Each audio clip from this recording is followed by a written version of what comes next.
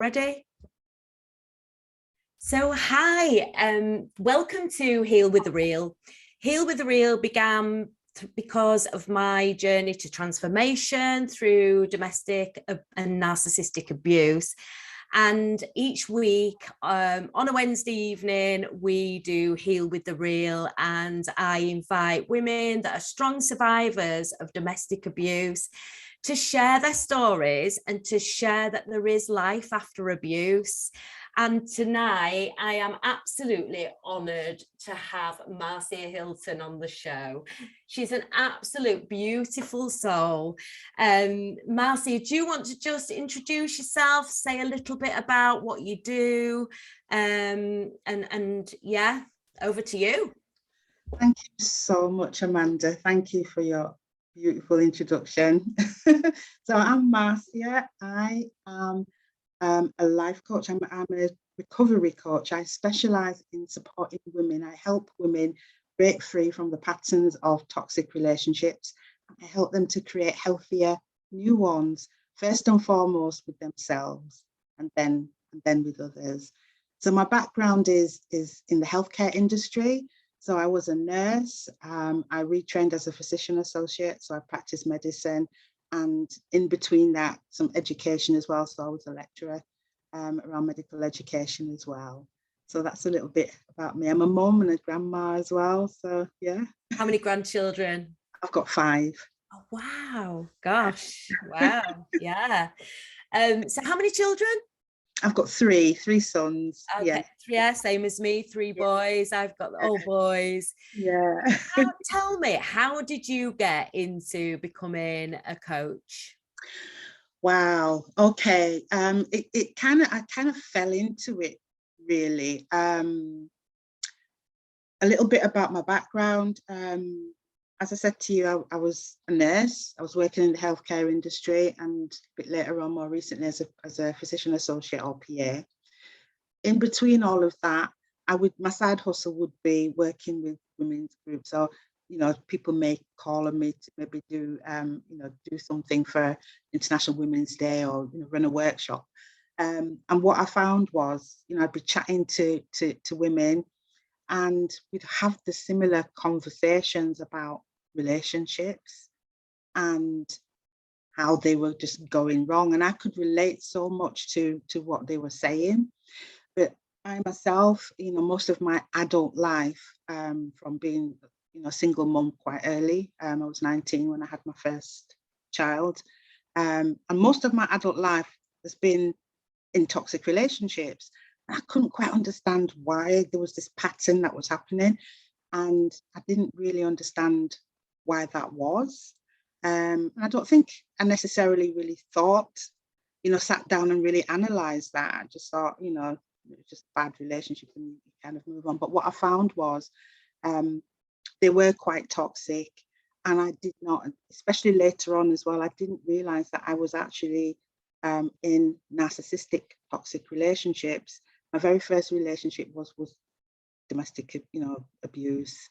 And I vowed then that I would never be in a relationship again where, a man would lay his hands on me. But I didn't realise, I had no clue that you could still be abused and not even know that that's what is happening to you. Yeah. So a lot of my work is around that. Yeah. Okay, so talk me through, so you're 19, you've had a baby and you're in a domestic abusive relationship. So talk me through the beginning of that and how, the story about that and how that happened. Right, so I was a single parent, and then I met somebody, and everything was wonderful. It was fabulous. I was just having a great time, and I thought I'd met the one, and it was great. The relationship was fine, but slowly but surely there were little things that weren't adding up. So there'd be the little drip of, the little put downs here and there. The kind of undermining here and there, a little bit of controlling here and there. And as time went on, I was losing my self-esteem. I didn't know necessarily what was happening to me. I wanted to get back to that place where everything was wonderful, but something had gone wrong, and I thought it was my fault because there wasn't anything that I could hang it on initially.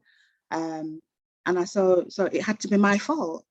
And then as time went on, it became more and more abusive. So there was the verbal abuse, and then it became physical. And I remember, you know, and I stayed in that. I stayed in that for quite some time, a good few years. And people would say, well, why don't you just leave, you know? And I didn't realize at that time that I was actually trauma bonded to this person. And so to cut a long story short, I managed to kind of leave that relationship, and vowed that I would never be there again. And there was a long gap. I think I'd kind of lost trust with men. I didn't trust relationships. It was a long time. I had a long gap before I met. How old were you then, Marcia? When I left there, I was probably sort of mid-20s, so 25. And after that, everything was about my kids. So everything was poured into them, my children, my career. And I was happy carrying on and getting on with life. I think what happened was when I met my next major love of my life, if you will, was maybe about 16, 17 years ago. And that was like nothing that I'd experienced before. It was really intense. It was very quick. I hadn't necessarily set out to be in a long-term relationship, but it happened very quickly and very intense. And that ended really badly. And, you know, he left, emigrated, went abroad. However, and it was, and again, at that point, I didn't realize it was a narcissistic relationship. I remember being really, you know, normal relationships, you break up and, you know, you might eat ice cream for a bit and, you know, few months and then you're good. But this, you know, my grief went on for a long time. And again, can you remember some of the things, Marcia, that what made you think it was a narcissistic relationship? Can you remember some of the things that happened to make you think that?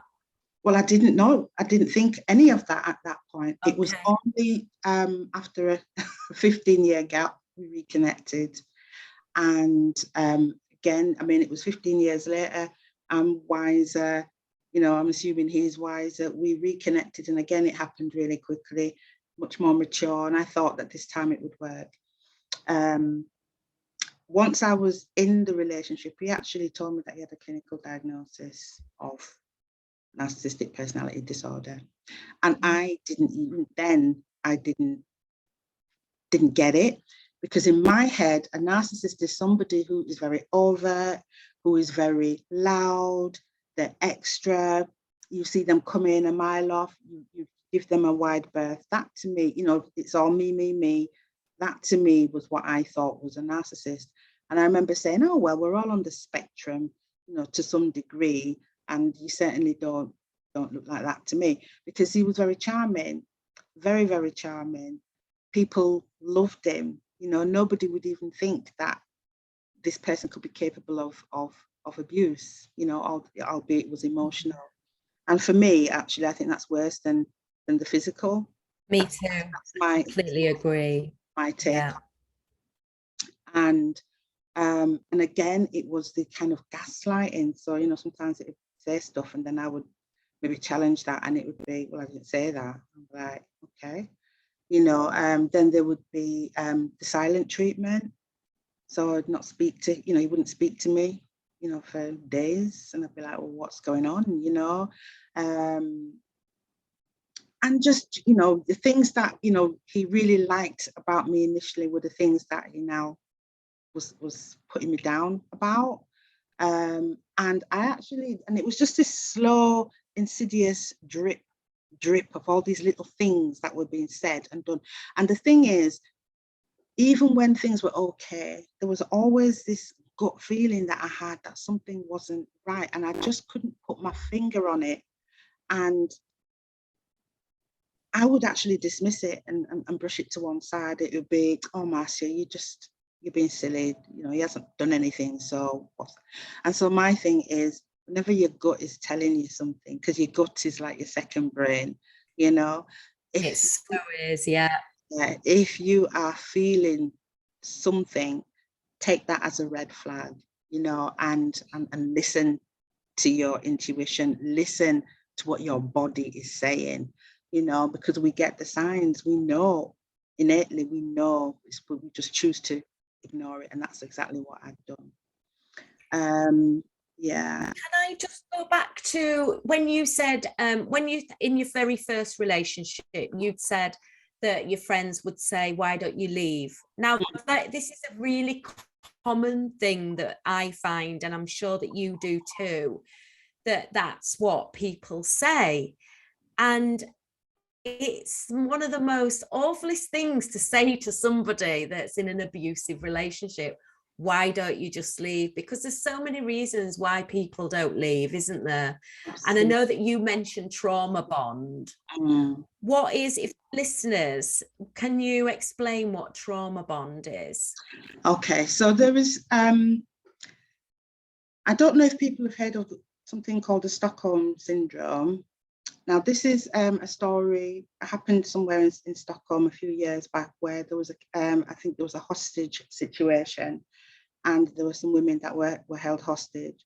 At the end of that, one of the women actually paid bail for one of her captors, and the other one married the other one. So what was happening, even though they were the perpetrators, they were the abusers, there was this intermittent reinforcement that they were being given. So 1 minute they're being treated bad, then the next minute they're getting crumbs. So you're always wanting to get back to this place where everything is good. And there's, you know, there's this codependency that we end up having. So we are in, you know, I was insecure, and I was always trying to get back to that place of, you know, when it was all good. So there's that little bit of reinforcement that they give you, whether that's intentional or not, but they do that. So you get the crumbs and you think everything's good, and then it's all bad again. So it's that intermittent reinforcement that keeps you bonded. And there's that whole codependency thing that we've got going on as well. Yeah. And what's your thoughts about, if somebody said, you know, why don't you just leave? What's your thoughts around that, Marcia? Right. For me, I mean, before I even knew what all of this was, it's you know, I would feel bad, because it's like, yeah, why didn't I just leave? So Yeah. there was that whole guilt thing, you know, why I didn't understand why I was still there.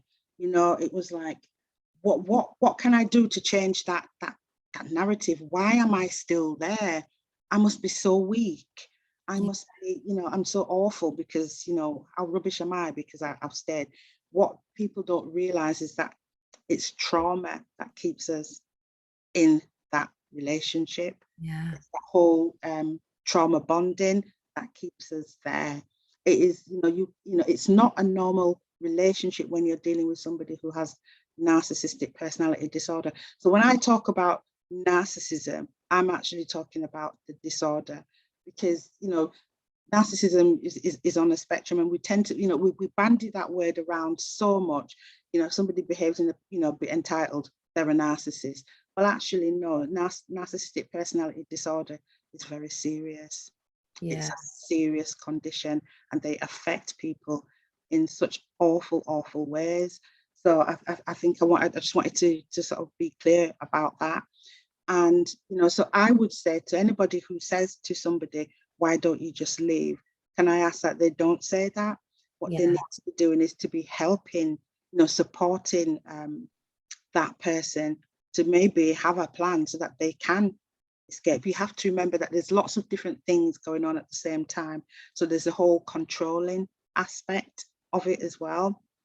They isolate you from people around you, from your loved ones, you know, so there's a whole range of things that go on. People don't necessarily believe you as well. you know, they will turn things on you and gaslight you as well. So there's all lots of different nuances that keep people in those kind of relationships, and it isn't just, why don't you just leave? Yeah, yeah. And when you were talking about all these different things, you know, making a plan, how important, because this is something that I think is super important. If you're in an abusive relationship and it's really hard to make that contact with the outside world, if you have been closed off from your family and your friends, you know, to make a plan, how important is that, to secretly try and make a plan, or to have a bag that you can just pack ready, hidden somewhere that you can just take with you? It sounds, you know, easier said than done. It's a couple of things, really. I mean, I'm not advocating for anyone to leave their relationship. I'm not telling people to do that. But if you're in a place where you're not wanting to be there anymore, or you feel like you're in danger, then you do really need to be thinking about how, you know, how can you get out. The first thing I would say is acceptance. Accept that this thing has happened to you, and that this wasn't actually your fault, and that you deserve better. And I know it's easy to say that when you're out of it. When you're in it, you need to be thinking about, what can you do to protect yourself? Remember that you are worthy.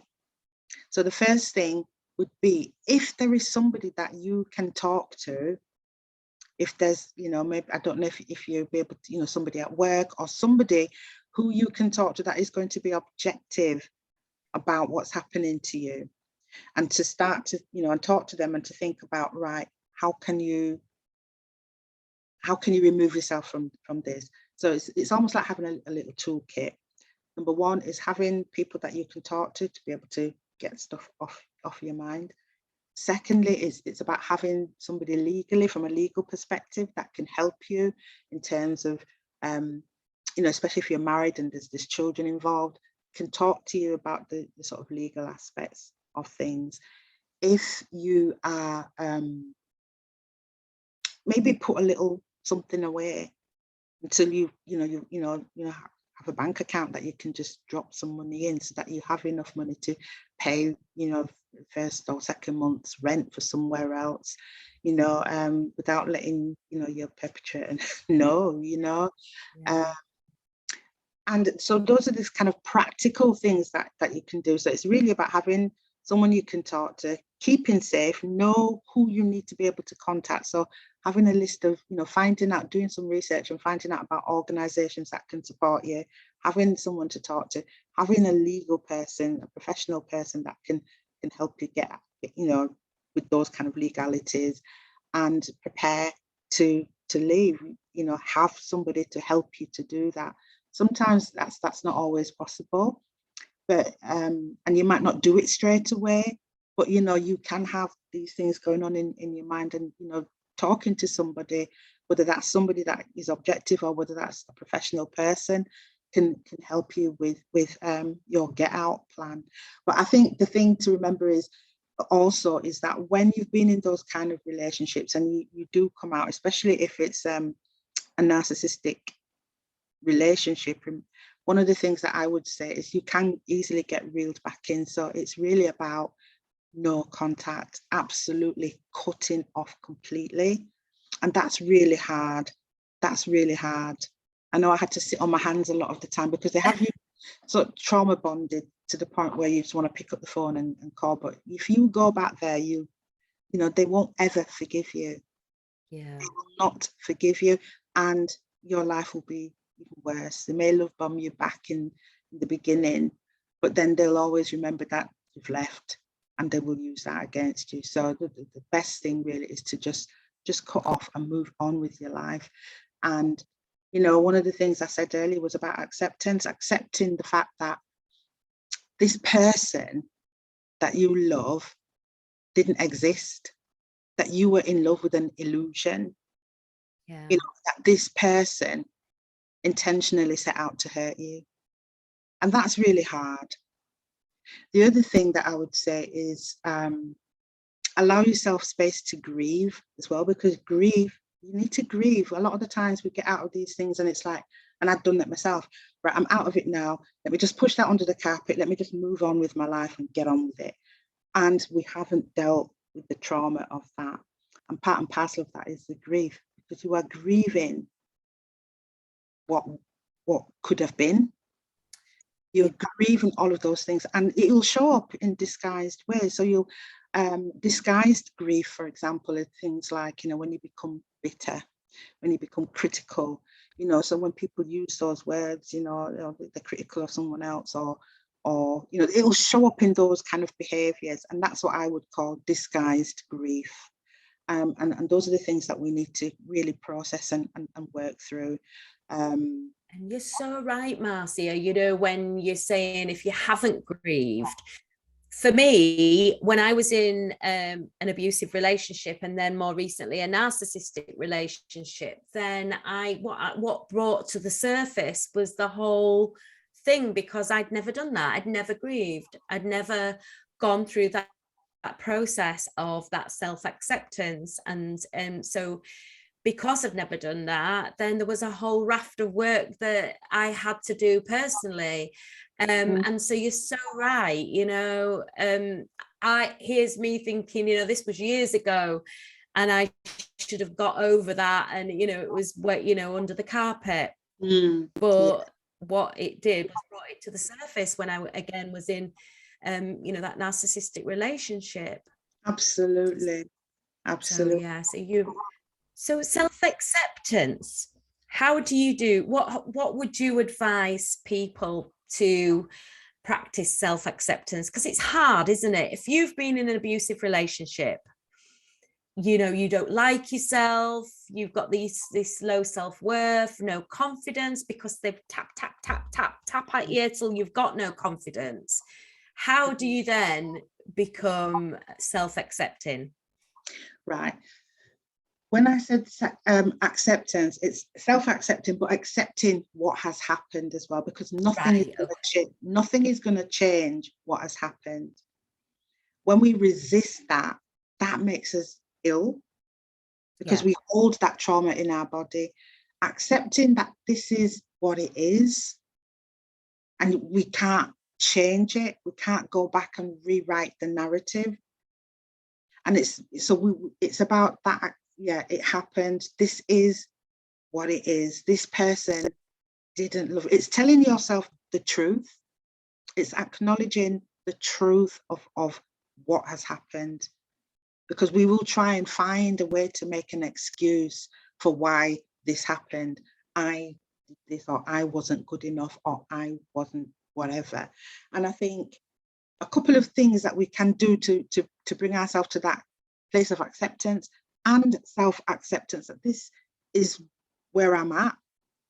I'm here now, and I know that things need to change so that I don't attract or go into something similar in the future. So it's that acceptance. You get to that place of, I need to change. It's when you get to there, that's when you start to think, that's when you're moving into self-acceptance.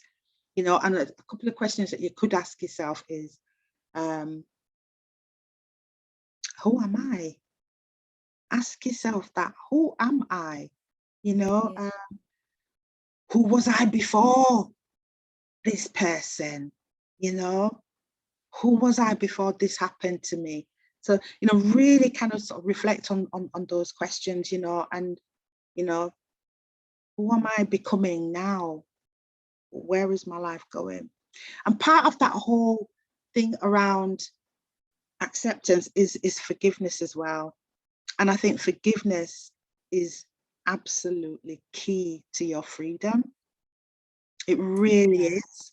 Absolutely. And people get mixed up. People tend to think that forgiveness is about letting the other person off the hook. And it is so not that at all. Forgiveness is your freedom, because forgiveness isn't about the other person. It's about yourself, being able to let all of that, let that go. And that's not easy to do. you know, so a lot of my work is around the whole forgiveness thing. So, and understanding what it is and what it actually isn't, you know. So yeah, and if you can get to that point, that's the starting point for you. So, you know, like with the work that I do, I have like a framework that I use. And so and it's like, you know, the triangle framework, a bit like Maslow's hierarchy of need. And so the foundation is that self-awareness. That's the bit where I know things need to change. So we're looking at our 3 perceptions, you know. So how do I see myself? You know, how do others see me? And who am I really? So it's who am I really? How do I really see myself? And how do other people see myself, if that makes sense? So once we can get our head around that, then we can kind of move on to the next bit, which is all about exploration. Looking at it might be that you have to go back a little bit to see what is the root, what was the root that's caused me to be in this place here. And oftentimes we'll find that something has happened in childhood, you know, and you know, there's been a trauma there or a major hurt there. And it doesn't always necessarily have to be, you know, you were abused, you know, or anything like that. It could be a teacher that said something really awful to you, or, you know, people have put you down. These things really impact on you. And when we talk about trauma, we think of trauma as a major incident that's happened, you know. So it could be a car crash, it could be a rape or a loss of limb or something like that. And we see that as trauma.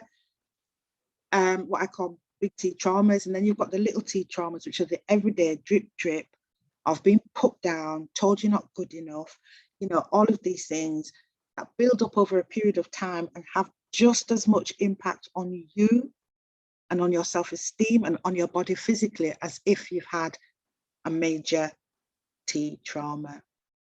And understanding that trauma is not the event, it's the experience, it's how you experience that event and how it brings overwhelm onto the body. That's the trauma, and that's what we need to be working with. And you're so true, you know. It really resonated with me when you spoke about, you know, the younger, you know, it could be something from your, you know, your childhood. And like you say, it can be something just really small. You know, I had a really good upbringing from my mum and dad, but I do remember small things like, you know, I used to be called Mini Alma. My mum was a big lady, so I always had that thought that I was always fat, or, you know, there was always this in the back of my mind. So there's just little things that build up, you know, bullying at school, things like that, that are built up to why you are like you are. So I think you're right, just like unpicking all that really, really helps. And then forgiveness, absolutely, you know, it's about forgiving you, not forgiving the perpetrator, the abuser. It's about just being able to forgive ourselves and say, right, I now understand why this has happened to me, you know, and putting it in the past, because that's the thing, isn't it? The past is the past. Absolutely. And you know, and if we always live in our past, we'll always be depressed. Absolutely. And that's what we do. We do that all the time. You know, we live in the here and now, and we're always bringing in the there and then, you know, the there and then into the here and now. And we do that in relationships. And even if you go on to have a partner that is healthy, you're going to bring in the there and then into the here and now. And until you've done that, you know, and spoiled that relationship. So until you've done that work, you need to become and integrate all those splintered parts that had happened, you know, in the there and then. Only until we've done that can we kind of move on to have, you know, more richer and healthier relationships, you know, in every way.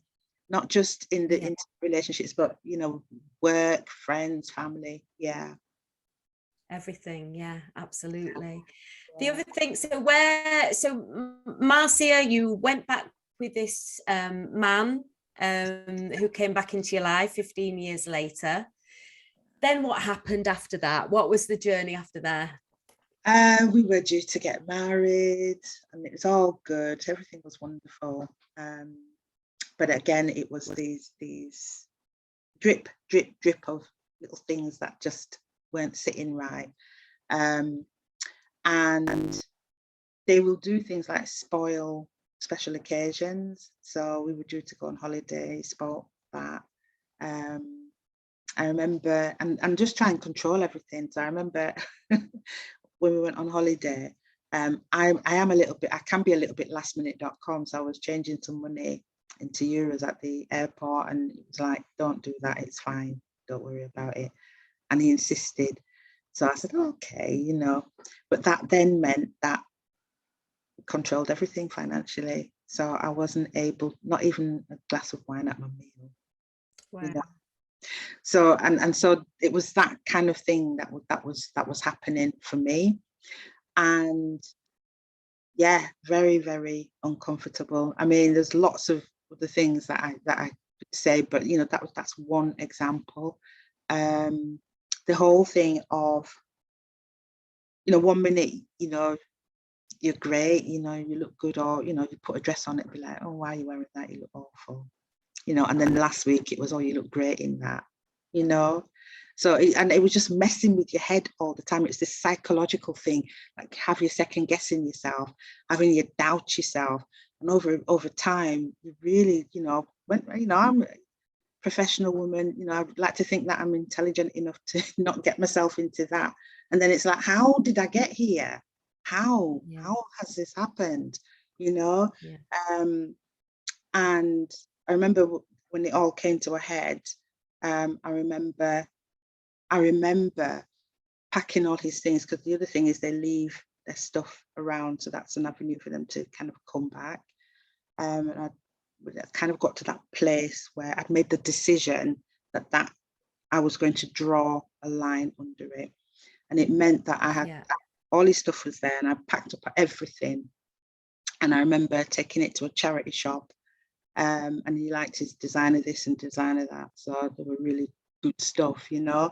And I remember taking all his things to the charity shop, and I remember the people, you know, behind the counter were like, "Oh, this is all great stuff," and then I gave them rings, because that was the other thing. He was always very, he was the person that would always give you gifts, and everybody thought he was wonderful. So nobody could understand when it all kind of went belly up. It must have been Marcia, you know, because he was so charming and all of that.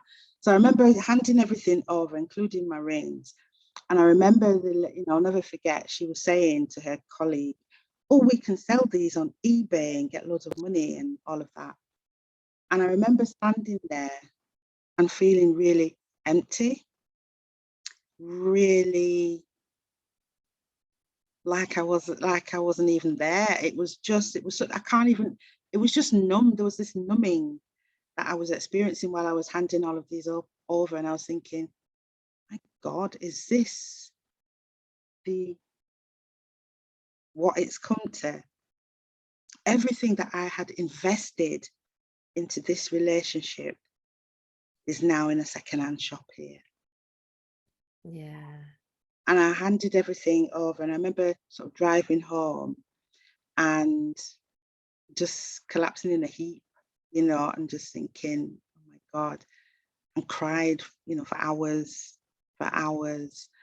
And once I'd kind of spent myself, it was like, okay, dust off. Where are you going to go from here, Marcia? It can only be up. So I had to be intentional about everything that I did. And so for quite a time after that, it was really hard. I'm not saying that this was easy, because it wasn't. It was really hard. What happened, how I got to that point, something popped up on my phone, and it was an article about narcissism. And I remembered when it said that he got a clinical diagnosis. And when I read that, Marcias, did you know what a narcissist was at that point? Not really. Even though I'm a professional person, you know, and you know a little bit about mental health, I had no idea really what a narcissist was until I read that article, and it blew my mind. I felt vindicated and crushed all at the same time. I can't even explain how that felt. It was like, now I know what was happening to me. If had I not read that, I'd still be thinking, it's, what the heck? Because they were never going to give you closure. That for me was my closure when I read that. And then I kind of was like obsessively reading and Googling everything about it and learning everything that I could. I mean, I'd go to work, come home from work and have something to eat, and I'd be on the laptop till early hours. And I was doing this for months. And it was like, until one day I thought, Marcia, this is not healthy. You need to not be doing this anymore. And so, and then I kind of had to catch myself. But I also had to get help to kind of help me to process a lot of this, because there was a lot of damage, psychological and emotional damage. It is not like a normal relationship. It's not a normal breakup with these people, and it takes a lot to kind of get yourself, you need to put in the work, because, you need to put in the work to move yourself on. Yeah. Where did you start? Because for me, I had to practice self-love. That was a big thing for me. Mm-hmm. And that was the beginning of my journey. And a bit like you, I went on YouTube and I didn't, because I'd been ghosted for 2 weeks, and I was like, oh, what do I do? If I've been ghosted. And then somebody came, there was a coach that came up on YouTube that talked about narcissism and codependency, and the same as you. And then the algorithm, what that did was take me to more people that talked about it, and I was the same as you. I was just researching, finding out more about it, because like you, I didn't know what narcissism was. And, when I found out this coach was talking about narcissism and codependency, it was something in my gut went, wow, I now know why, or, why this is happening. Yeah. So my journey started with the self-love. I just wondered how you started your journey of self-love. Yeah, I think it was the journey of self-love for me was acceptance, knowing that none of this was my fault. When I understood that this person was disordered, that was the beginnings for me to be able to kind of lift my head back up and think, right, this is where I can move on. So yeah, it was about the self-love, because my self-esteem was in my boots. There was so much shame attached around it, isn't there? Yeah. And so you can hide away. But it was about that. It was about resilience, having that emotional resilience as well, that more emotional intelligence to be able to bounce back. So it was around doing the self-love. It was around surrounding myself with people who had done the work, and I got a lot of inspiration from that as well. I did the reading, I did the sort of deep breathing exercises, I did all those things. The self-compassion was a big one for me, because I could do all the self-care stuff, but if I didn't have self-compassion, then everything else that I'm doing is not fully complete. So I had to kind of look at that and be gentle with myself, because I was giving myself a hard time. So I had to learn to be gentle with me, and that having that self-compassion, which led to the self-care, and the self-love. So that, I think that's the place where we have to start. We have to do the healing and the trauma work, for me, understanding that, because honestly, I'm the sort of person that will just analyze everything to death. And it's like, why was I there? What happened to me? Why did I do this? So I had to go. And one of the things is I had to dig deep. I had to go to those places within me that I didn't want to go. It's about being brave and courageous enough to address those things that are deep set within you. It's about shining a light on those shadow parts, because when you shine the light on those shadow parts, the darkness can't stay. It can't stay, and it moves you to a next level. And one of the things that I used to tell myself was, there is nothing creative in a low vibe, so I have to bring my vibe up. Yeah. Cannot be, there's nothing creative in low energy. Bring myself up. And so those were, you know, it was the kind of pep talks that I would give myself as well. But educating myself around what had happened, understanding that was what helped me. Yeah, I think that's really important, isn't it? And like some people think, oh, well, self-love. What is self-love? Is it getting in a bath with, you know, some candles? You know, self-love isn't that, is it? You know, that's more self-care. It's more the, you know, pampering yourself. But I call self-love is really that deep inner work. Deep inner work. It's also about setting boundaries for yourself, you know. And sometimes, you know, I use the term boundary. Sometimes, you know, I might reframe that because sometimes when you say boundary, you're putting a fence to protect yourself. And yes, we do have to do that, but we don't want to be blocking anybody else out. So I like to kind of use the term standards, setting standards for yourself, you know, knowing what your values are, you know. Those are the things that are going to really elevate your spirit, you know, knowing what your values are and sticking with those. And, you know, they're non-negotiable. They're non-negotiable. Once you know what those are, spend time finding out what they are and let no one, because what you find when you're in a narcissistic relationship is that your boundaries keep moving, or your standards keep changing to fit them.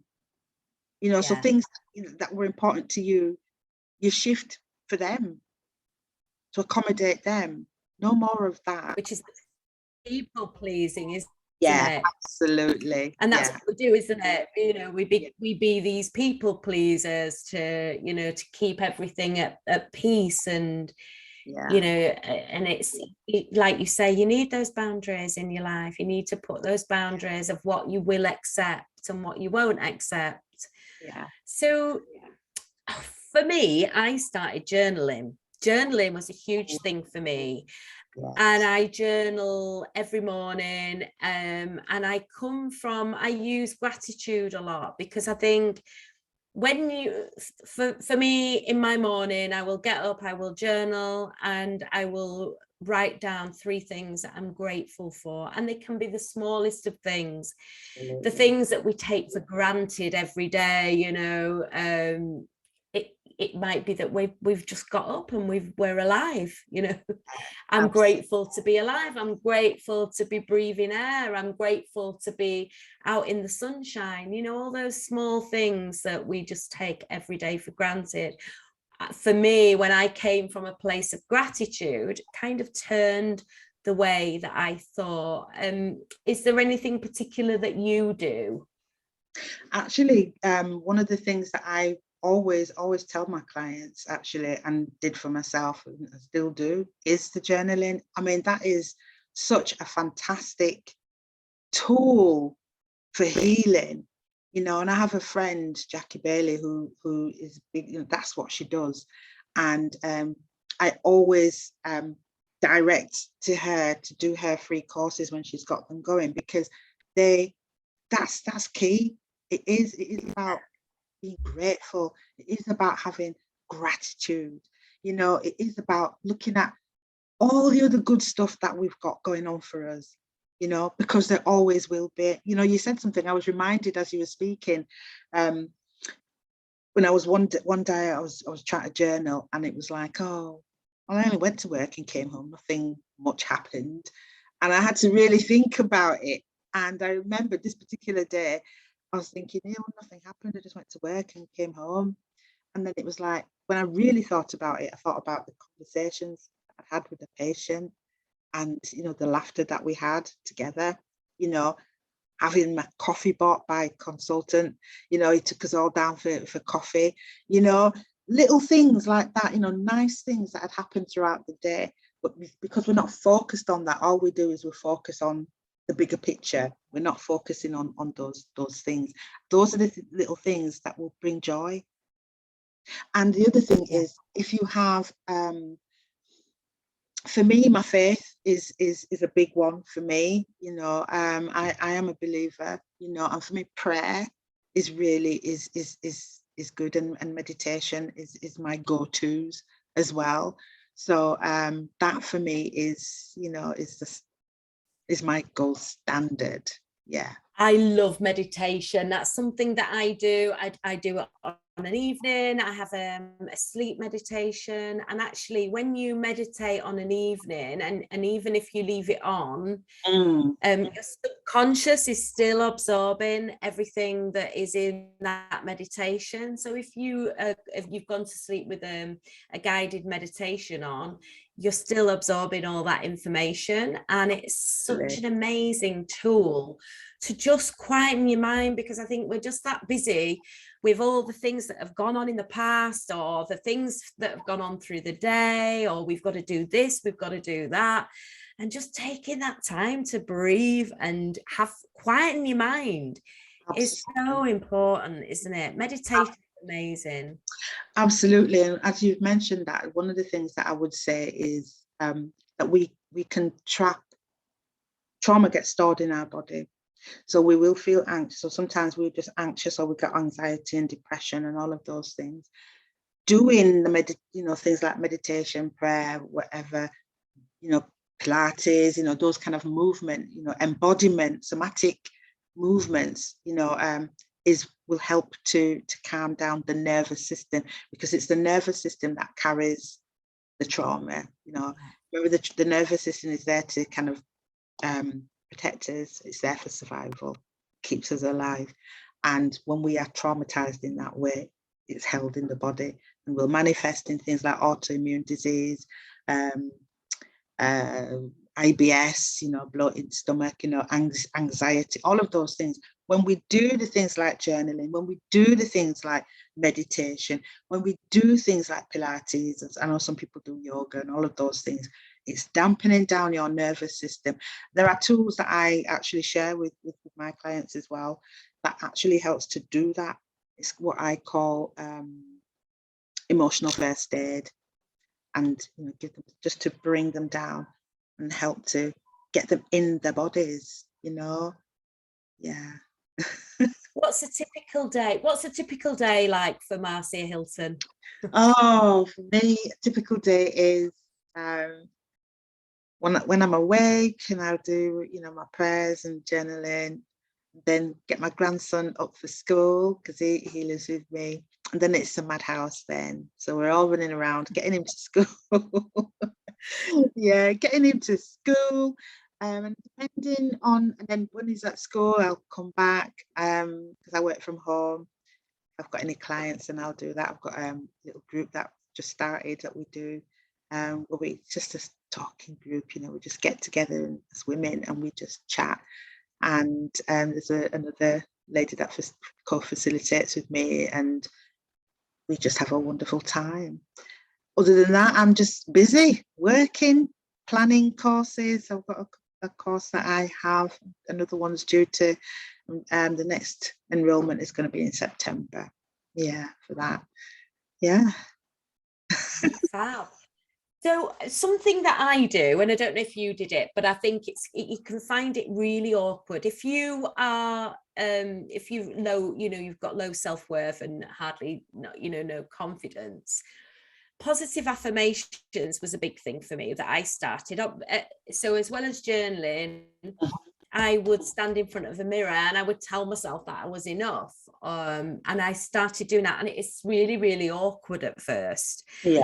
And I don't know if that was something that you practiced or you tell your clients to practice. But I know it can be really, if you're hating on yourself, it's such an awkward practice to be doing.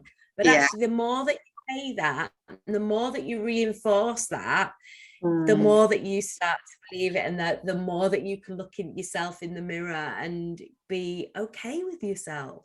Absolutely. And yeah, I do encourage my clients to do affirmations if they're getting really stuck. If they're really struggling with loving themselves, then we will look at that. We will do some work around that and have a look at why they're getting stuck, and maybe reframe some of the affirmations so that it works for them, because there's no point giving them an affirmation that's unachievable for them, or they're really not connecting with it. So we've got to do some work on that for them. Some people can just run with the ones, and repetition is good for it to sink in. So but we will do some work if people really do get stuff. Like you said, it can be really, really awkward. So yeah, we will do some stuff around that and just reframe, and get them to write their own as well. Yeah, that's nice. Yeah. And for me, it's just doing the things that make you smile. So it can be the little things that just make you smile. For me, is walking out, getting out in nature. Yeah. I exercise every morning, so I get my music on. So I do my meditation, and then I exercised for half an hour to house music. I like house music, Marcia. So that's what I have blasting out. So I have that blasting out, do my exercise, and then I'll get on with my day. But it just puts me in a good stead for the rest of the day, and puts me in that positive mindset. So that's kind of my routine. Before we finish, I just wanted to say that we met last week, and it was an absolute honor to meet you. You're such a beautiful soul. I am absolutely honored. And we're excited. It's so exciting because we've just got a little bit of funding to do my first ever pilot retreat. And it's going to be for 8 to 10 women. And it's free. All the spaces are free. So if it's something that you would like to do, it's a full day, 10 till 4. We're going to be immersed in nature. It's going to be in a wooden wellness cabin. We're going to have a sound bath. Marcia, you're coming along in the morning to do a bit of coaching with the women. We're going to go see the alpacas. We're just going to do lots of mindfulness work. It's just going to be a beautiful day. So if you feel that you've come from an abusive relationship and you're really struggling to find yourself again, come to the retreat. It's going to be a beautiful day where you can just recalibrate and just process maybe what the things have been happening and move forward, because it's so important. I was stuck for many, many years, and I know how important it is to just move forward. And I don't want other women to be stuck like I was, or I'm sure you feel the same, Marcia, that you would like the women to be confident again and know there is life after trauma. So if that's something that you would like to come to, it's on Saturday the 3rd of September. And if you want to come along, just let us know, send us a message. Marcia's got the details as well, so you can contact either me or Marcia to find out if there's any places, or just let us know if you want to come along. So that kind of brings me to the end of the podcast. I mean, it's just been great. I've loved chatting with you. Enjoyed it. And just connecting with you. We connect for a reason. I believe everything happens in life for a reason. I really do. And I believe I met you for that same reason. So yeah, thank you so much for coming on tonight. Thank you for asking me. It's been an absolute pleasure. Thank you. Thank you.